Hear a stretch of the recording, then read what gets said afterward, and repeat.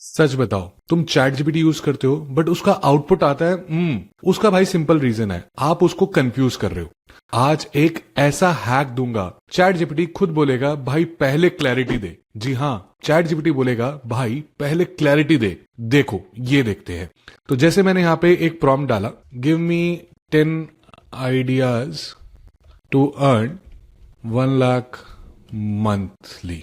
Okay, अब मैंने दोस्तों ये प्रॉम्प्ट डाल लिया। अब इस प्रॉम्प्ट को डाल के मैंने एंटर नहीं करा और मैंने इसके आगे लिखा ask me relevant questions before answering, और ऐसे करके मैंने प्रॉम्प्ट यहाँ पे सबमिट कर दिया। अब आप यहाँ पे देखेंगे, अब ये खुद पूछ रहा है ऑडियंस क्या है, गोल क्या है, टाइम कमिटमेंट क्या है, कैपिटल क्या है, कोर स्ट्रेंथ क्या है, रिस्क टॉलरेंस क्या है, आपकी करंट एसेट्स क्या है। तो ये सारे क्वेश्चंस पहले मुझसे पूछेगा एंड उसके बाद आंसर देगा। है ना ये मस्त चीज। तो मतलब अब एआई गेस नहीं कर रहा, समझ के आंसर दे रहा है। अब वो कॉन्टेक्स्ट गैदर कर रहा है आपसे एंड उसके बाद आंसर दे रहा है। अब तुम क्या करते हो, ये देखो मैं आपको एक एग्जांपल देता हूं। तुम क्या करते हो, तुम कहते हो भाई राइट माय रिज्यूमे और इसको एंटर कर देते हो, और आउटपुट क्या आएगा, यही आएगा जो अभी आपके सामने आ रहा है। सबका सेम रिज्यूमे, सबको सेम रिज्यूमे चिपका के देगा। अब मान लो ये नहीं, आपने कुछ लिखा है यहाँ पे give me business ideas, enter किया। आप देख सकते हैं गिव मी बिजनेस आइडियाज पे ये क्या करेगा, जो आइडियाज आपको दिए हैं वही आपके दोस्त को दिए होंगे, वही ऐसे मल्टीपल यूजर्स को दिए होंगे। तो भाई क्या फायदा है, इसको ये नहीं पता कि आपकी एज क्या है, आप क्या काम करते हो, कितना टाइम दे सकते हो, क्या कमिटमेंट्स दे सकते हो, उसको कुछ नहीं पता। But still it's telling you the details. तो क्या कूड़ा डाला हमने, टट्टी प्रॉम्प्ट डाला, तो आउटपुट भी भाई गार्बेज ही आएगा और कुछ नहीं आएगा। ठीक है।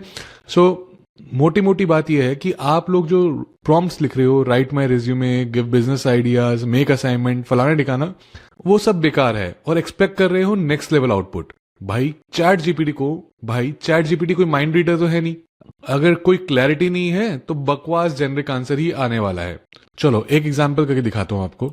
मान लीजिए आपने लिखा राइट, या फिर लिखते हैं create a resume for a college student.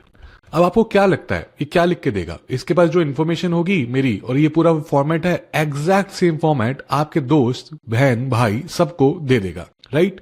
तो इसके पास कोई कॉन्टेक्स्ट तो आपने दिया नहीं, और इसने उठा के आपको तब भी आंसर दे दिया, क्योंकि इसका काम तो भाई आंसर देना है ही। अगर आपको पता नहीं है कि एलएलएम कैसे वर्क करता है तो मैंने एक वीडियो पहले बना रखी है, आप उसको जाके देख भी सकते हो।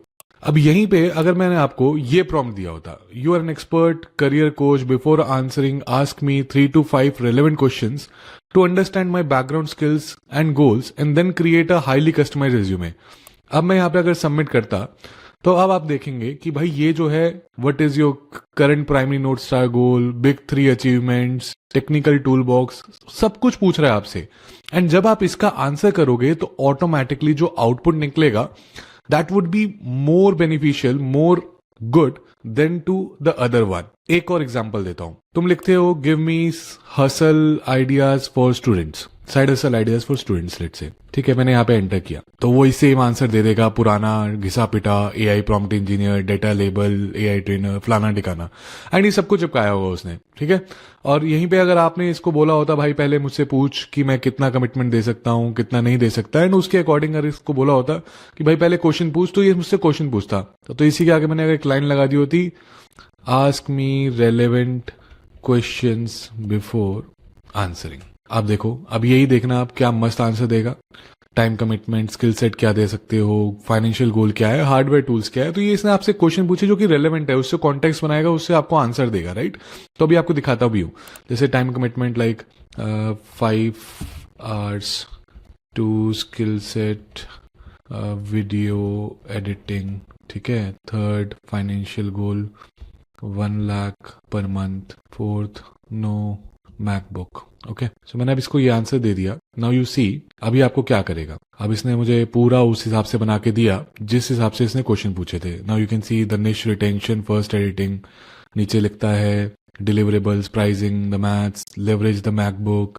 कैसे कैसे कर सकते हैं मेरे लिए, मेरे कॉन्टेक्स्ट को समझते हुए इसने आंसर किया। अब ये बताओ कि ये आंसर बेटर था या पहले वाला। तो इसका मोटा मोटा सिंपल फंडा है, garbage input is equal to garbage output. ठीक है, समझ गए।